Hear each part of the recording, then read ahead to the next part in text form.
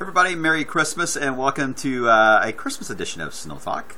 So let's talk about the update as the graphics slowly load around. There we go.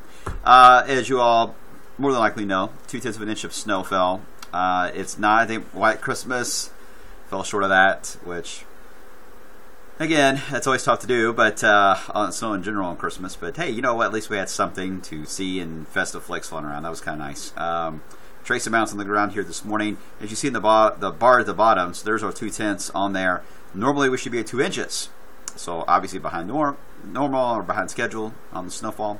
But at least we're ahead of last year, where we only had 1/10 of an inch. That's something. We'll take it. All right, today the flurry is winding down. We're getting some sun breaks now in these clouds. It's not going to last long because I do think the clouds will thicken back up later as we're getting energy that's kind of streaking out across the plains from the Rockies. It'll streak south and east.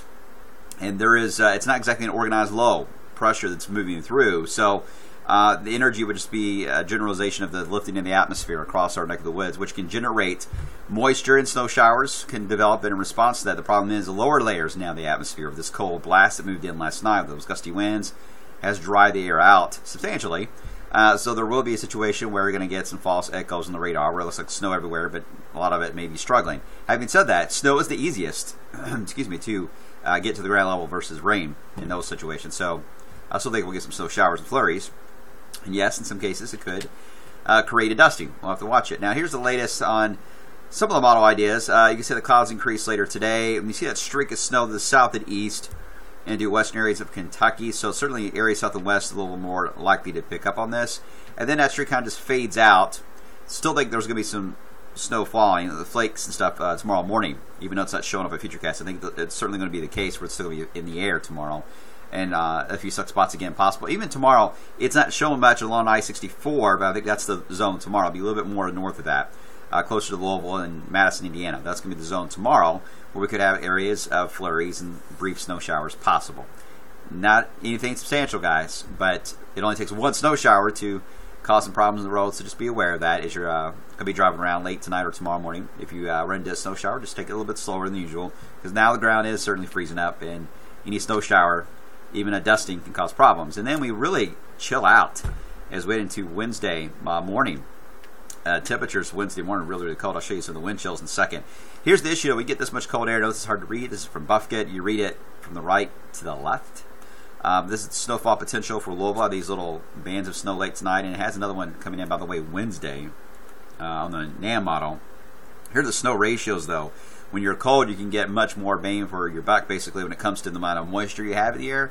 And snow ratios with this round tomorrow, for tomorrow, is about 15-1, and then about 20-1, close to that as we head into Wednesday. So, again, there's not a lot of moisture to work with, but it's showing you can at least get an inch in some cases out of this snowfall the next couple of days. Kind of all together, about an inch. You combine it all together. All right, so look at these wind chills, though. This is what it could feel like Wednesday morning. It's going to be tough. Get the kids out of bed, at least they're on break. That's certainly some good news. But if you still got to work early in the day like that, then you'll be dealing with bitterly cold weather like that. So heads up on that. Make sure your car is ready for this too, by the way. Not only you, but actual temperatures won't be far from this, by the way. So make sure that your cars are ready to deal with this cold weather.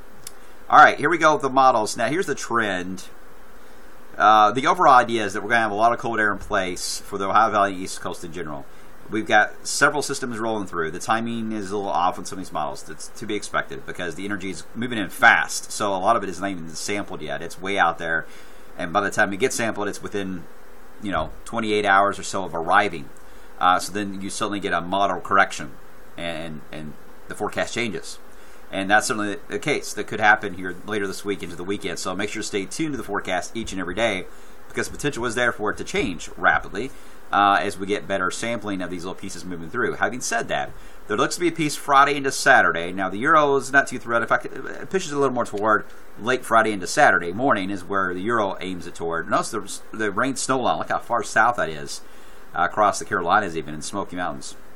It goes even further south as that cold air. Anytime you see that gray shaded area like that, that is true bitterly cold Arctic air. But it is focusing more on the snowpack because now we got snow on the ground here. We're going to add to it this week. So this is really going to drive home the really cold air just north of wave country. And when the wind comes off of that, we feel the effects of it. We will get cold because of our friends in the north sending us that cold air off their snowpack. So it is going to get cold as the week wears on. And I can see it really enhances as we head into the beginning stages of 2018. And then we get some snow showers as we try to warm things up. But how quickly we do that is up for debate. I don't see anything rapid, but I think we'll attempt to warm up. And at that point, we may get another chance for snow moving through. Let me show you the GFS. It, too, is aiming toward this wave here for the end of the week. But it's more on Friday than Saturday. And it's a little more robust with it. Look how far south it brings the snow, though. Not far from the low country of South Carolina. That's that cold air wedging in the east of the Smoky Mountains and Appalachians there. So this one has potential for some snowfall. It may be a suppressed system. But the potential is certainly there. But the one for the weekend, especially in the last day of the year, the new year, the GFS remains very robust and excited about this more than the other models have. I will say the Canadians kind of in line with the GFS here. But a wave of snowfall at some point for the year ends. This one could get suppressed, but at the same time, there will be a south wind before it arrives, so there's a chance to get some decent moisture added to this one. So this is the one I think you really need to watch, is New Year's Eve into New Year's Day. That potential is there for some accumulating snow in our area. Okay, and at this point, again, the ground's going to be cold. The models at one point were showing mixes on some of these. I really think it's going to be more of a snow than any mix. I think the models are too warm in some of these cases here. I think we're already now entrenched in that cold flow off that snowpack to the north, and now we're into a cold setup here.